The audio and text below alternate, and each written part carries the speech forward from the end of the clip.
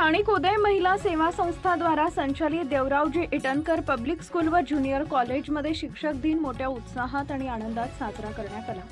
या प्रसंगी विशेष अतिथी म्हणून शाळेच्या अध्यक्षा सुमंता इटनकर, संचालक सूरज इटनकर, सचिव योगिता इटनकर, DIPS प्राचार्य Pallavi Wankhede, Kidzee centre head Sania कर्मे यांची उपस्थिती होती। विद्यालय परिसर रंगीबिरंगी सजावट, फुलं व झेंड्यांनी सजवण्यात आले होते। सकाळी 9 वाजता कार्यक्रमास सुरुवात झाली। विद्यार्थ्यांनी प्रथम सरस्वती वंदना सादर केली, त्यानंतर दीप प्रज्वलन करून कार्यक्रमाचा औपचारिक शुभारंभ करण्यात आला। अतिथींचे पुष्पगुच्छ देऊन स्वागत करण्यात आले।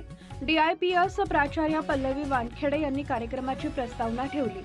त्यांनी डॉक्टर सर्वपल्ली राधाकृष्णन यांच्या जीवनातून प्रेरणा घेण्याचा संदेश दिला।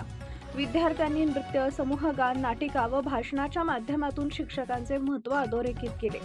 विद्यार्थ्यांनी आपल्या शिक्षकांना पुष्पगुच्छ, शुभेच्छा पत्रे व गाणी व कवितांच्या माध्यमातून सन्मान अर्पण केला। अनेक विद्यार्थ्यांनी मंचावर येऊन आपल्या शिक्षकांप्रती कृतज्ञता व्यक्त केली।